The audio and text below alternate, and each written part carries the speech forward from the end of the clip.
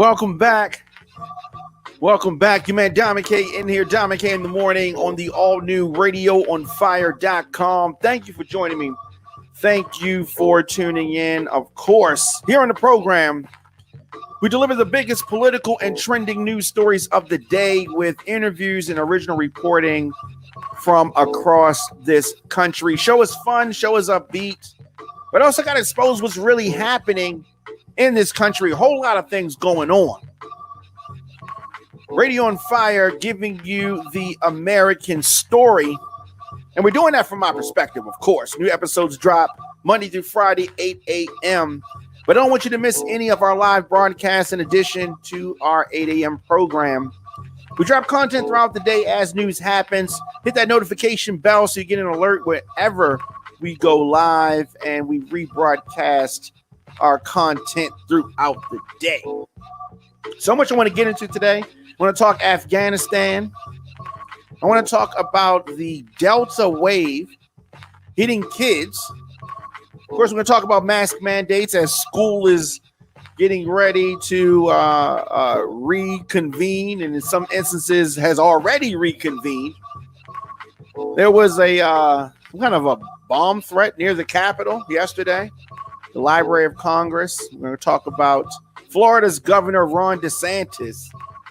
This is someone who's trying to move into that Trump wing of the Republican Party. And he's supposed to be an educated person, but he makes a lot of decisions and a lot of moves and a lot of statements that may contradict his education. Diamond K in the Morning is sponsored by Tasty Moscato. If you could pour sexy in a glass, this would be it. This smooth, seductive Moscato wine blended with vanilla takes your palate to a whole nother level of taste meat. Unlike most, Tasty Moscato can be deliciously paired with a variety of meats, cheeses, veggies, as well as desserts. It's the sweet taste of luxury that you've been craving. Visit Tasty Moscato on Facebook. Also, radioonfire.com/tasty. So, as I said, we're going to talk about a variety of things. Also, I want to discuss the COVID-19 booster shot drive that is taking place. So ironic that these same folks that were saying, oh, no, it's not going to be any booster shot. You don't need a booster shot right now, right? They have completely done a 180 on that, and now booster shots is what it is, what it's going to be. So ironic. But we're going to talk about that as well. So the U.S. officials' decision on this COVID-19 booster shot may baffle some people, may upset other people. Some scientists are confused about that or frustrated, right? So the Biden administration has decided to start the authorization of a third dose of the COVID-19 vaccine this fall, September to be exact. And the whole movement is I don't know, it's just these government top public health officials earlier this week pointed to some data showing that the mRNA vaccines developed by Pfizer, BioNTech, and Moderna are no longer protecting as well against mild and moderate COVID-19 infections as evidence that could signal a decline in protection against serious disease. So as we have talked about, serious disease is what they are focused on. They're not actually focused on not spreading it. They're not actually focused on eradicating it. Right now it is so you don't get as sick, so you can live with it. That's what the focus is, and that's where things are. Now, could is not a very strong word, especially to make a policy decision on. But they are saying that it could. Now, the vaccine has still not been approved by the FDA, and we have been hearing rumblings that is coming. So I don't know where things stand with regards to that.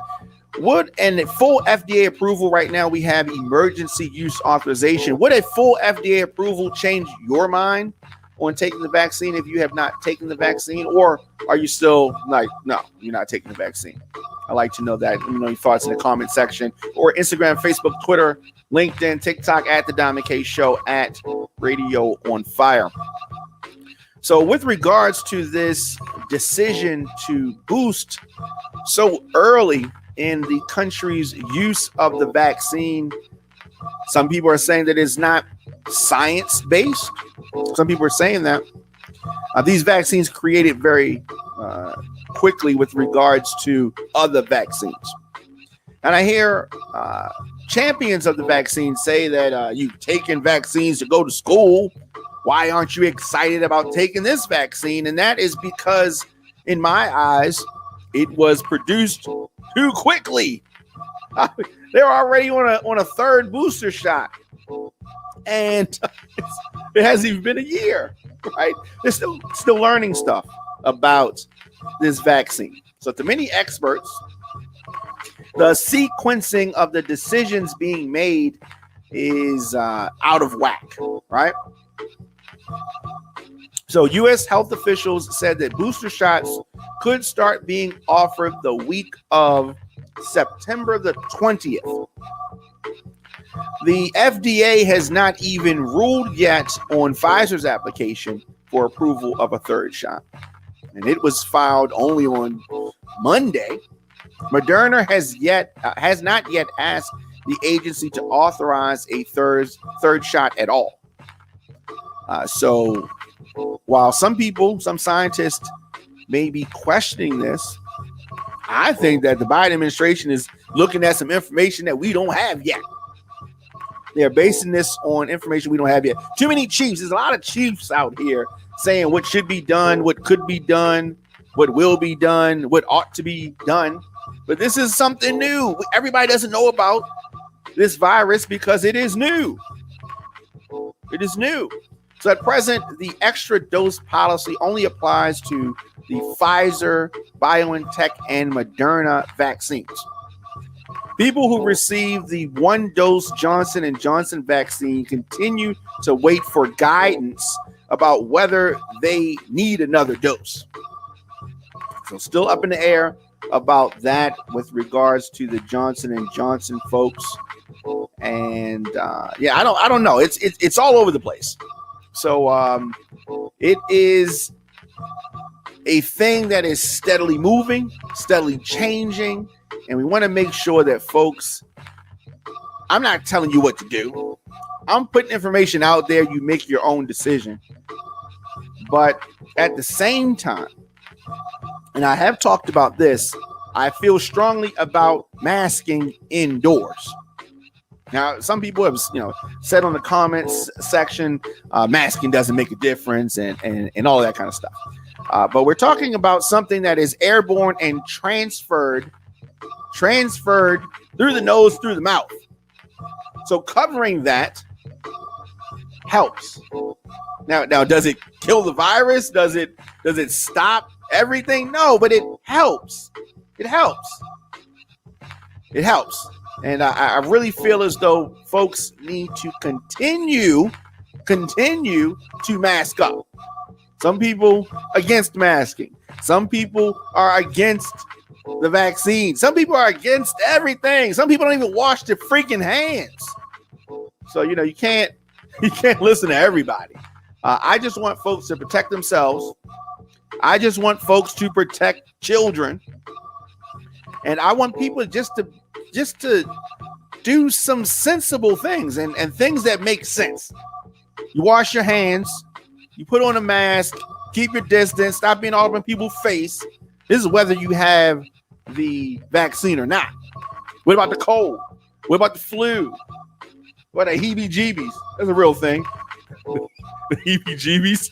It's a real thing. It's just, some people are just nasty. Some people are just nasty. So with the fall coming, school and session and all that kind of stuff, this bad news, the record Delta wave hits kids, and it is raising fears as U.S. schools reopen. We're going to get into that in a minute. Diamond K in the Morning is available on the WRF Radio app. Simply download WRF Radio in your app store. Leave me a comment, message. You can, scroll your timeline, attend a Zoom meeting on mute, send an email, do some online shopping, all by listening to Diamond K in the Morning. You can also get the program on demand, Apple Podcasts, Stitcher, Spotify, Google Podcasts, anywhere that you can get those audio shows. Search Diamond K in the Morning. Also youtube.com/DJ Diamond K. So as we're saying, this record Delta wave hits kids, and folks are nervous. Folks are nervous, and there is good reason to be nervous. So the highly contagious Delta variant is spreading across this country. Children are filling hospital intensive care beds instead of classrooms in record numbers. Remember, before we knew more about this virus, folks thought that it wasn't going to affect kids like that. They thought it was just affecting the elderly. Now, as this variant and other variants are rising, we're seeing a shift in this information, things that we thought we knew, or the so-called smart people. So these children are filling hospital intensive care beds in record numbers. This has got to concern people. This has got to show people that this is a serious thing. It's happening now at even a higher rate than at the so-called height of the pandemic. Many are too young to get the vaccine. Of course, we know currently, which is available to those 12 and older. But the surging virus is spreading anxiety to folks with kids. And it should. You know what I mean? It's causing turmoil and infighting among parents, administrators, politicians.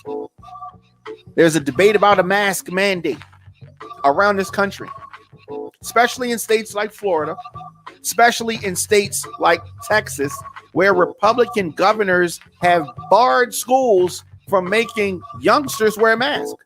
In Texas, this idiotic governor rolling around, he has COVID. Announced it this week after being in a room full of unmasked folks, tweeting it out, proud of himself. Now he has COVID. Now he's celebrating the fact that he doesn't have bad symptoms because he has received the vaccine and he's getting some other treatments. But what about kids who are too young to get the vaccine? What about kids? It is amazing what some of these Republicans are doing, the posturing that they're doing.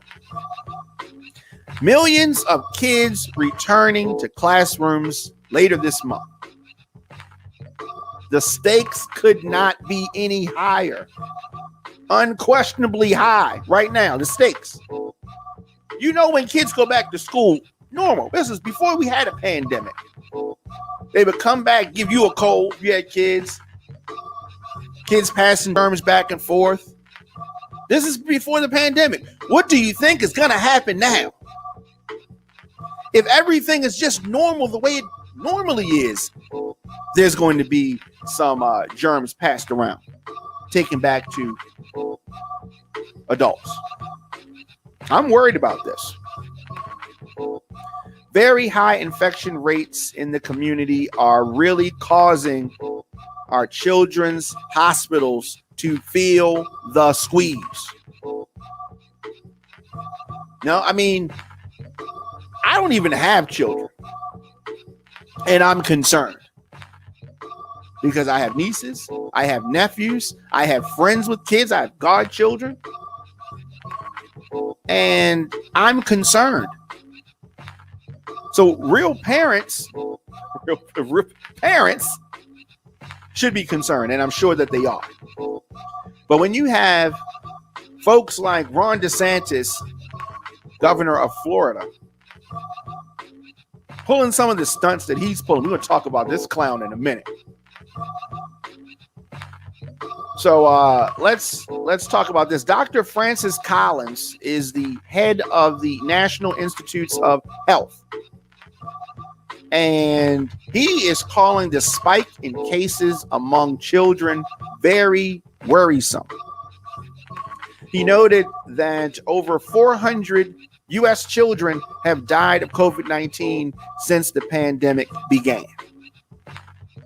Now, some folks are going to say, oh, well, there are millions of people in this country. 400, that's not that bad. Just let that sink in for a minute. Some people think that 400 kids dying is not that bad.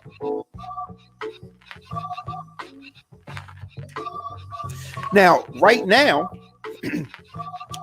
we have almost 2,000 kids in the hospital, many of them in ICU. A lot of people are not talking about this. Some of them under the age of 4. Health experts believe adults who have not gotten their shots are contributing to the surge among grown-ups and kids alike. But let me say this. Folks that also have the vaccine are still contributing to the surge because they can still spread and get COVID-19. But it has been especially bad in places with lower vaccination rates, such as parts of the South. But many folks with vaccines are just being irresponsible with how they are moving out in these streets. Just because you have the vaccine, it does not mean that you are invincible. As you can see, they're rolling out a third vaccine. The potency of the vaccine is still being studied. We don't know everything about it and how it's moving, but we do know this. You can still pass it. You can still get it. You can still end up in ICU receiving the vaccine. So don't move out in these streets like you are immune. They used to be talking. You heard the last president talking about he was immune because he already had it. And then you have other folks that have had it twice. You're not immune yet. We're not out of the water yet with regards to COVID-19. Dominic K in the Morning is sponsored by Flyers on Fire. If you need a flyer created, Flyers on Fire can design your quality digital flyer in 24 hours. Are you promoting something on social media? Flyers on Fire can help you brand your message with a quality flyer. Visit us on Instagram at Flyers on Fire. Of course, get breaking news and adult conversations covering topics that are important. Visit radioonfire.com for our original radio podcast and TV programs. Let's do this. Let's take a quick break, and we'll be back with more of the program after this.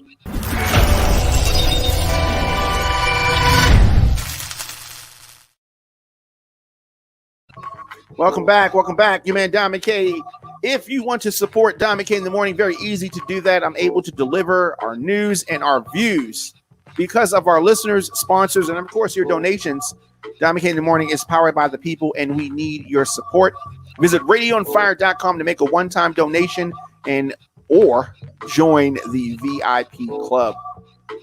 So, welcome back to the program. On social media, I'm at the Dom McKay Show, at Radio on Fire, and we have so much more to get into. We're talking about the record Delta wave hitting kids right now. So-called experts are working to answer questions. Many hospitals are reeling right now. Those in Texas are among the hardest hit. Earlier this week, they reported 196 children being treated with confirmed cases of COVID-19. That compares with the 163 during the previous peak in December. Remember, they were telling you it wasn't going to affect kids. Kids was good. That's what they said. However, at the Texas Children's Hospital in Houston, the nation's largest pediatric hospital, the number of youngsters being treated for COVID-19 is at an all-time high. It is spreading like wildfire across our communities. And of course, we get ready to send the kids back to school. And in some places, they saying, damn the mask. Let that sink in. Let that sink in. So at Children's Medical Center in Dallas, the number of patients with COVID-19 climbed from 10 during the week of July 4th to 29 during the week of August 8th. Now, that is a slow climb, but it is a climb nonetheless. The Delta surge is yet another test for our schools. So classrooms are dealing with students who fell behind academically. Now, whether they used this as an excuse, virtual learning or not. And I understand this. I understand that some people learn better in the classrooms. Right? Some people eat better with the fork, but that doesn't mean that if food's on your plate, you're supposed to go hungry because you don't have no fork available. Let me say that again. Most people eat better with a fork, but that does not mean that you should go hungry with food on your plate if there's no fork available. Pick it up with your hands and eat the damn food. Stop making excuses because everything's not exactly the way you want it to be, or it's not exactly the most comfortable. Come on. So outbreaks have already occurred at schools that have reopened in the South. And as I keep talking about the resistance to mask wearing. In Texas, some school administrators are mandating masks in defiance of the governor and the state Supreme Court.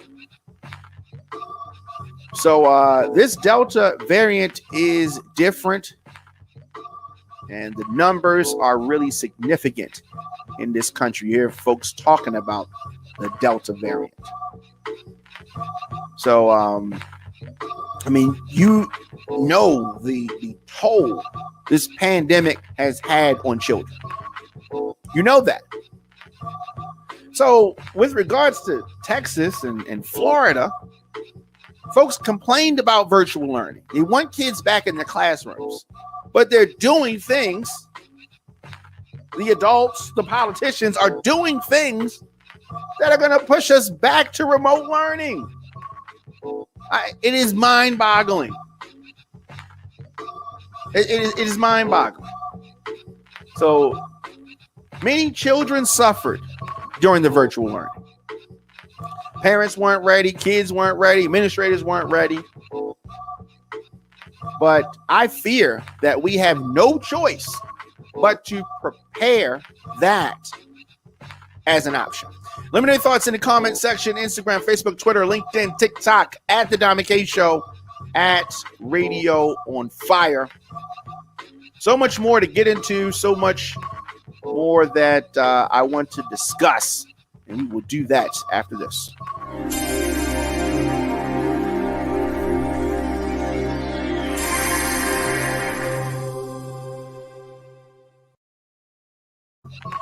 Welcome back. Dom K in the Morning is brought to you in part by jstoverbeauty.com. I want to talk directly to my ladies out there. As you say goodbye to the summer and get ready for the fall, get all of your must-have beauty products from jstoverbeauty.com. They have quality wigs, Indian hair extension, virgin hair extensions, professional hair care products, edge control, flat iron mist, mink eyelashes, satin wig bags, wax sticks, lace concealer, lace tint, so much more. JStoverBeauty.com also does custom wig making, maintenance, and revamp services. You can check them out on social media at JStoverBeauty on Instagram or JStoverBeauty LLC on Facebook. Be a girl with mind, a woman with attitude, and a lady with class. Visit JStoverBeauty.com. So on the other side, we were talking about COVID-19, something that has really hit the world, the Delta variant and all of that stuff. But we also talked about Florida's Ron DeSantis, who must face suit over the mask mandate ban in schools. So this governor has been defiant, to say the least. So a judge denied the request by Florida's governor to throw out this lawsuit challenging his ban on mask mandates in school.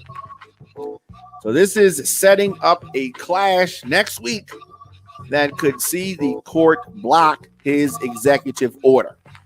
Whole country is going to be watching this one. So a judge, John C. Cooper of Florida's Second Judicial Circuit, ruled yesterday that parents who claim the ban put their children at risk as the Delta variant of the coronavirus is ravaging the state can sue to block the governor's action. So I am happy about that. But we're going to see what happens. This is setting up this showdown. So Cooper said that he is, will hold a hearing over the next 2 or 3 days. And this is going to go into next week with testimony from health experts and parents before ruling on the request for a preliminary injunction against the executive order. The governor is Ron DeSantis, a Republican, and many see him as a possible successor to the former President Trump. So DeSantis says that parents should have the final say on whether their kids wear masks at school. Parents are also fighting his executive order in relationship to the federal court case. Similar clashes are underway in Texas and in Oklahoma. So this is not over. This is something that we're going to be watching across the country. To me, it's an obvious thing. What these Republican governors are proposing to do with their executive orders put everyone at risk. Not just the kids in school, but their families at risk. And so once again, if they say that they don't want virtual learning, you say that you don't want that, but you're making and taking steps that are going to put us right back there. It is amazing. Where do they find these people? So Afghanistan, we've talked about that, and we're going to be talking about that for some time to come. They've been over there 20 years. So the Taliban, of course, has taken control of the country. On Sunday, Taliban forces moved into Kabul following the collapse of the Afghan government. So refugees are going to be going this country and many others. Protests against Taliban rule were met with violence by fighters for the several days. Pentagon said yesterday that more than 5,200 total U.S. troops are on the ground and that roughly 7,000 people have been airlifted out of the country since evacuations began on the 14th. Now, it was poorly planned. You've seen the viral videos and the photos and that disaster. Republicans are jumping on board with that. And Democrats as well are giving President Biden a lot of heat about this. He has doubled down. He's remaining defiant in his standing behind his decisions. And we would have liked it to have gone a little bit smoother. But you were going to have a wild scenario no matter how you looked at it when the Americans left. UN has called on countries to halt forcible returns of Afghan refugees and said that it is temporarily relocating a third of its international staff in Kabul due to the volatile situation in the country. So it is definitely getting worse. Mainstream media, we constantly hear folks talking about the allies, the translators, and different folks that helped out the soldiers. So you definitely want them to get those folks out. But you definitely have people who, because the Taliban is in charge now, don't like that. And have gotten used to these Western ways.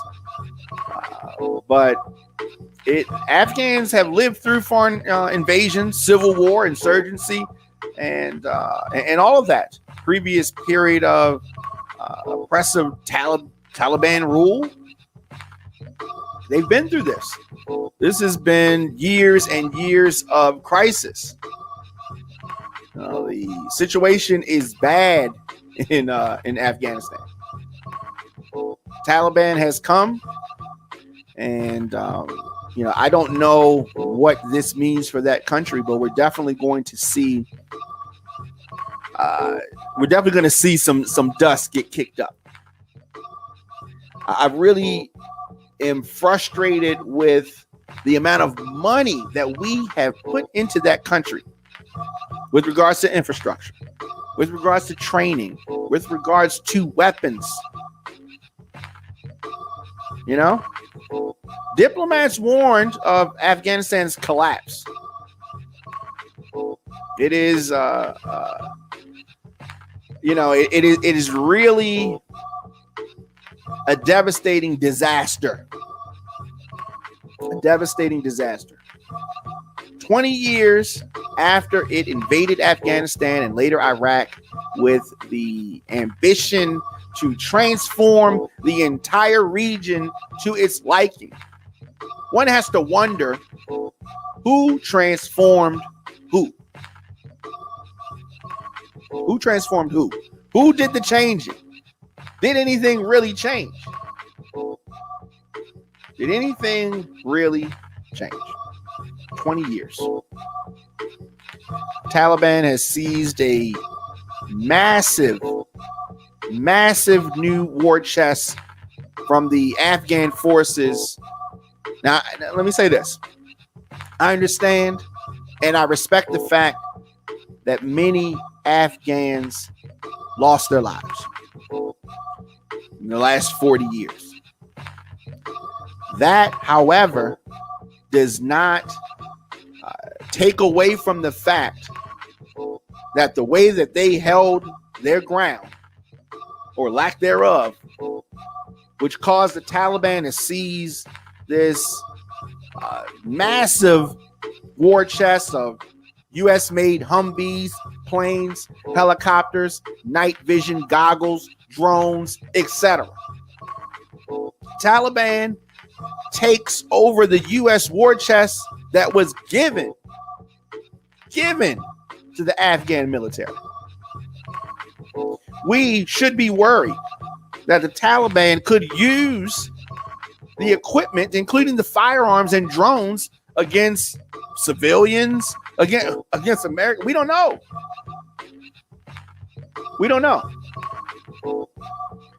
So the notion of talking to so-called terrorists is really, that's a whole nother debate.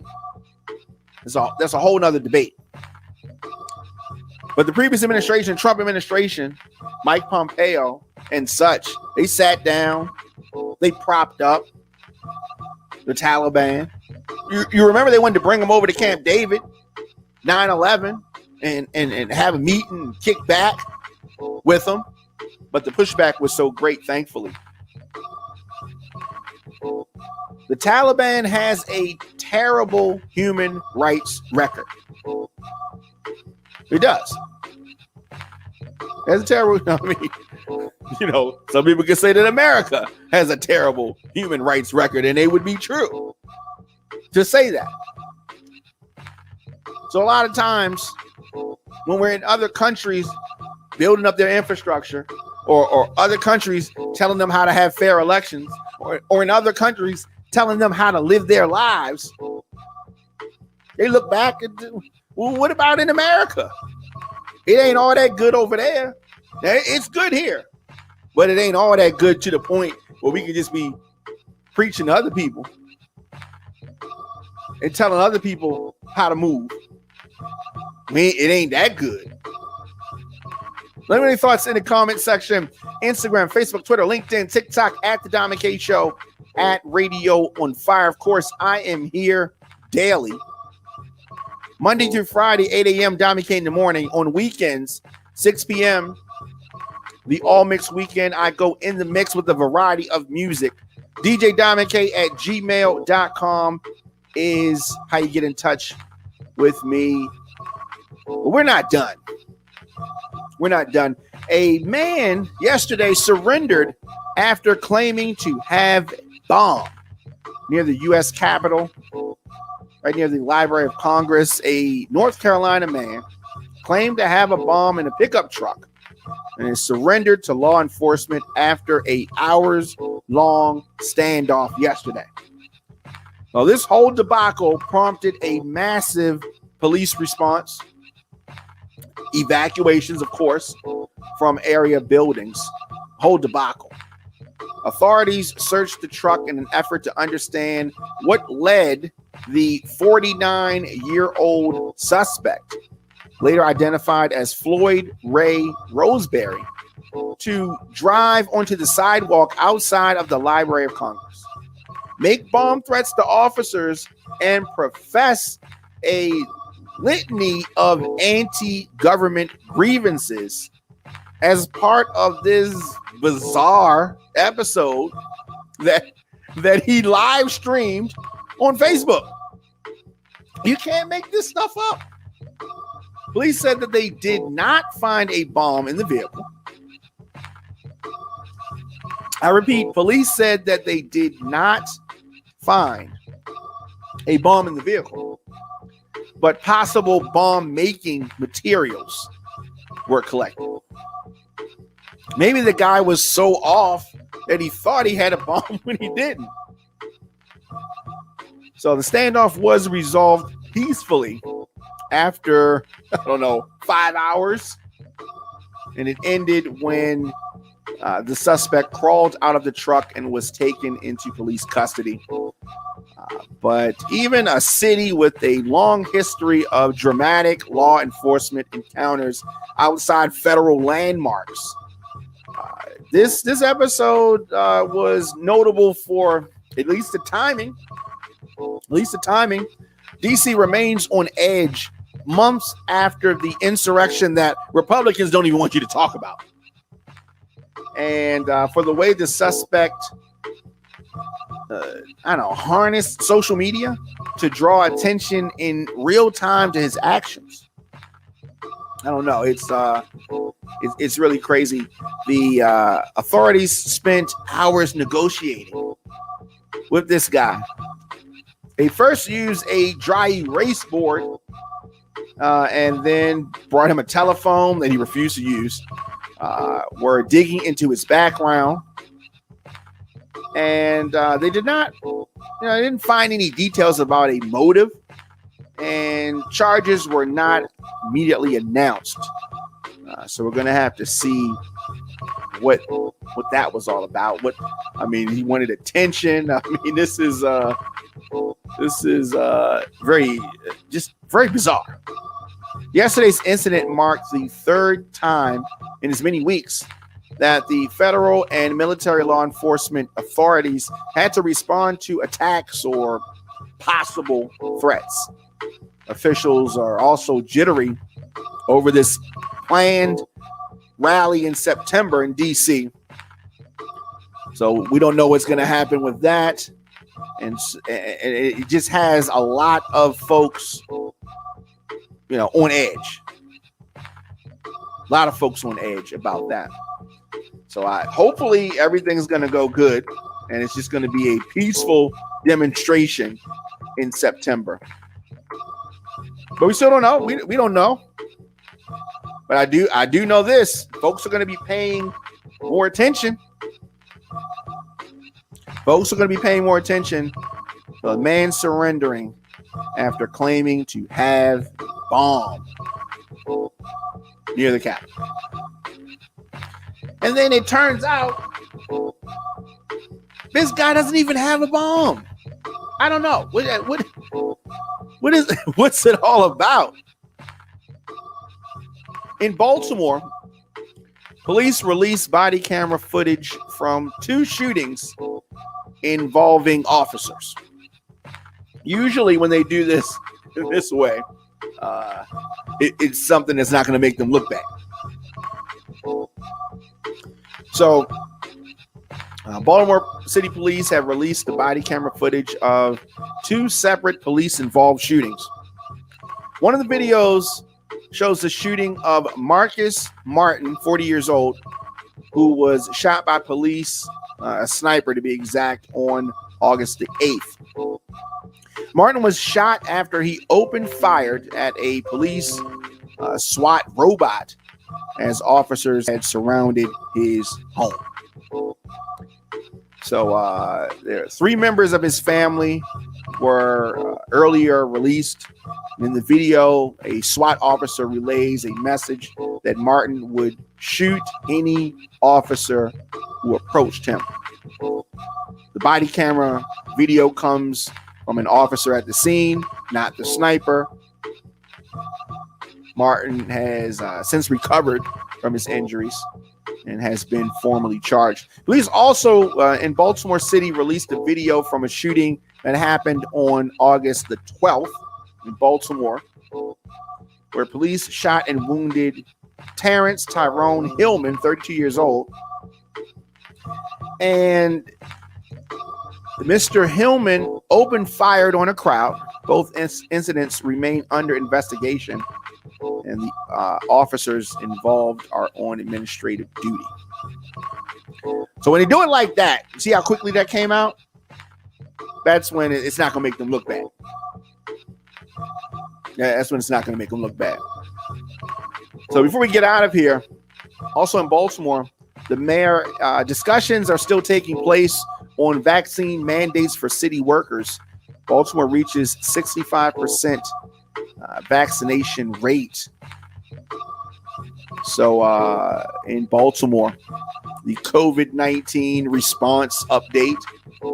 Yesterday, the mayor and the health commissioner continued their push for more city workers and residents to get vaccinated. And this is something that you're seeing all over the country. You're seeing this push. I like to know, are you taking the vaccine? Have you taken the vaccine? Will you take the vaccine? Question I have for you. Take a quick break and we'll be back. Close things out.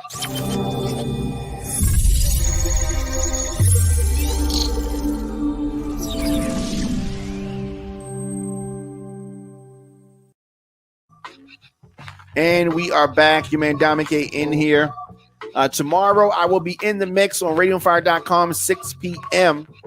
The All Mix Weekend. You can check it out also on YouTube.com/DJ Dominic K, on Facebook, Radio on Fire, anywhere that you get your broadcast, however you're hearing this now, or simply radioonfire.com. DJ Dominic K at gmail.com is where you go to catch up with me, to book me, etc., etc. And as I said, I will be back here tomorrow. All Mixed Weekend. And on Monday, Diamond K in the morning. Thanks for listening. Thanks for tuning in. See you guys.